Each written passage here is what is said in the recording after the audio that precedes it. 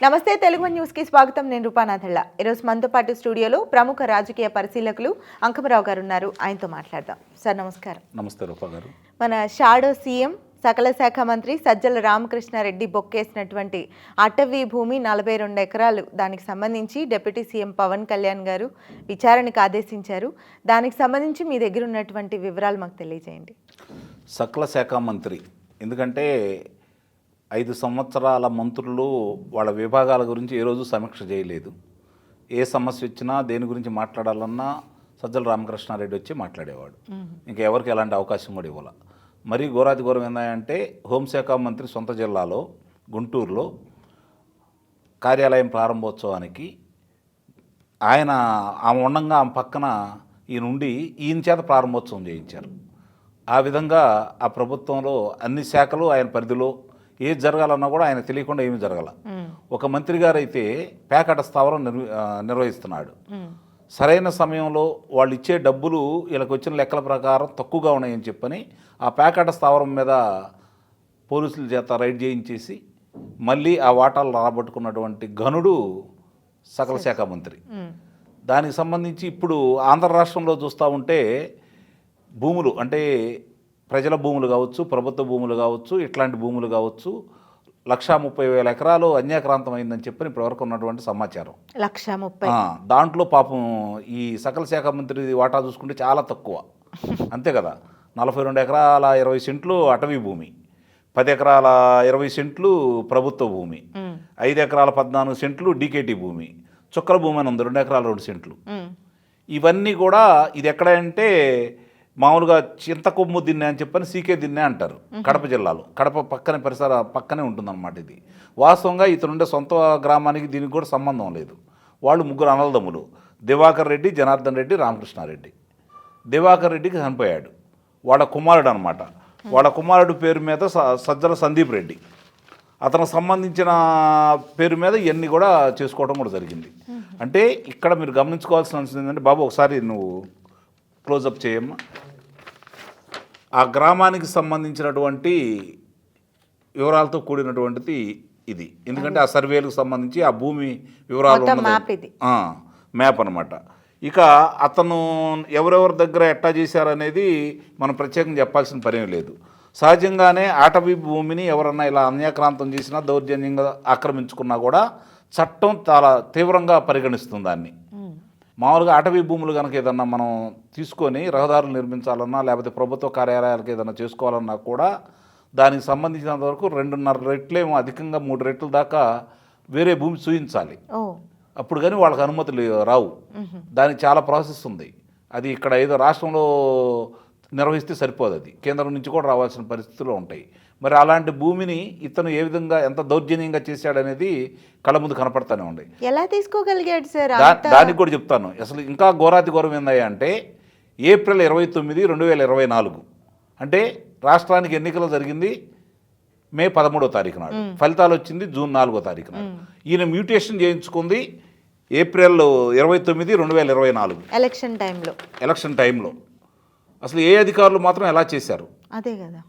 ఇది మీరు కావాల్సుకుంటే మరి ఆ పార్టీ వాళ్ళు కావచ్చు, వాళ్ళని సమర్థించే వాళ్ళు కావచ్చు, మా భూమిలోకి వెళ్ళేసి దీనికి సంబంధించింది కనుక మీరు బయటికి తీస్తే వివరాలన్నీ మీకు కళ్ళ ముందు కనపడతా ఉంటాయి. ఇదేదో మనం అతని మీద ద్వేషంతో ఇంకో రకంతో మాట్లాడే కాదు. వివరాలన్నీ బయటకు వచ్చిన తర్వాత దాని గురించి మాట్లాడుతుంది. సర్వే నెంబర్ అమ్మ, ఖాతా నెంబర్ వచ్చేతలకి 1519, సర్వే నెంబర్ వచ్చేతలకి 1599.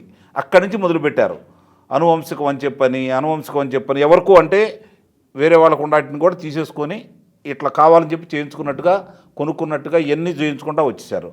ఇది 3 ఎకరాల 64 సెంటు, ఎకరం 54 సెంటు, ఇట్లా రకరకాలుగా చేయించుకున్నారన్నమాట. ఇవన్నీ మ్యూటేషన్ ఎప్పుడు చేయించారని చాలా స్పష్టంగా మీకు చెప్పాను. అంటే ఇది ఎలా సాధ్యమైంది? వాళ్ళకి మాత్రమే సాధ్యమయ్యే పనులు ఇవన్నీ.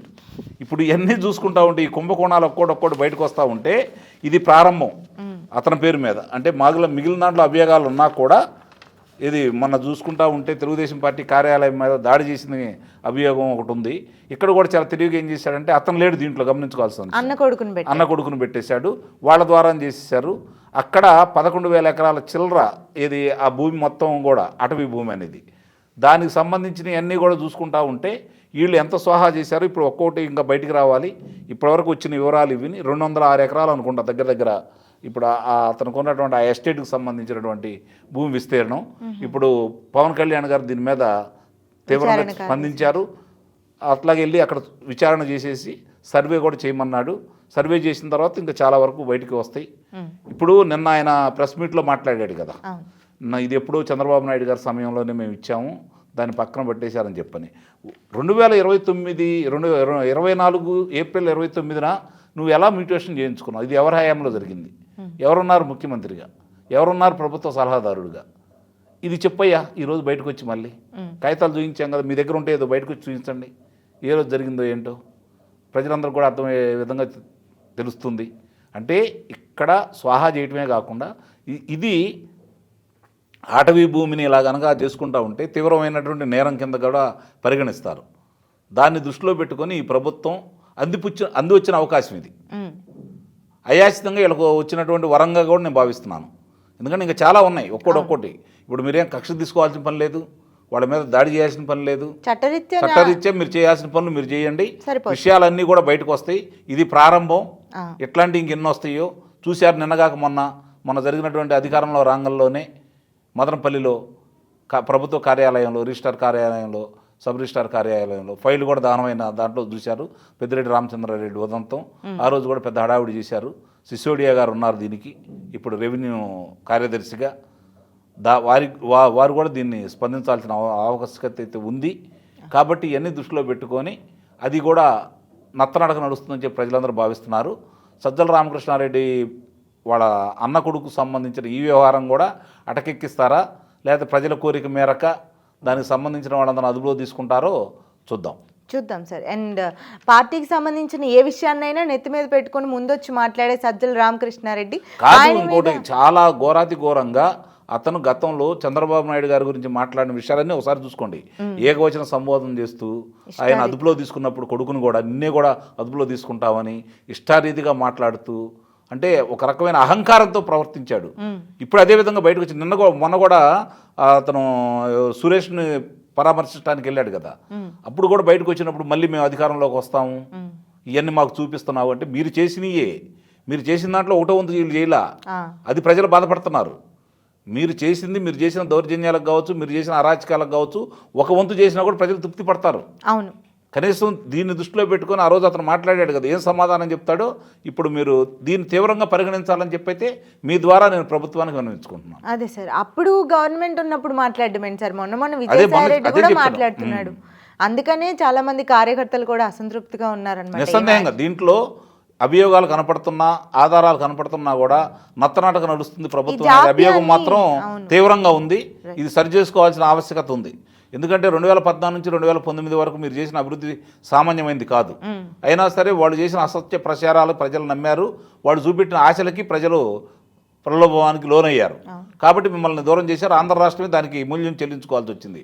ఆ రోజే మీరు కనుక చర్యలు తీసుకున్నట్టయితే వీళ్ళకింత వెలుసుబాటు ఉండేది కాదు, ప్రభుత్వమే వచ్చి ఉండేది కాదేమో. ఇప్పటికైనా మీరు ఇప్పుడు ప్రారంభమైంది ఈ రోజుతోటి 7వ నెల కూడా పూర్తి కాలేదు. కాబట్టి మీరు తీవ్రంగా పరిగణించేసి ఇలాంటి ఉదంతాలకు భవిష్యత్తులో జరగకుండా ప్రారంభంలోనే కాబట్టి సరైన చర్యలు తీసుకుంటా ఉంటే అన్ని సరవుతాయి అని చెప్పి అయితే నేను భావిస్తున్నాను. అదే సార్, మీరు అన్నట్లుగా సజ్జల రామకృష్ణారెడ్డి బయటకు వచ్చి ప్రెస్ మీట్ పెట్టి ఆయన మీద వచ్చిన ఆరోపణలకు ఏ విధంగా స్పందిస్తాడో చూద్దాం. నమస్కారం. నమస్తే అమ్మా.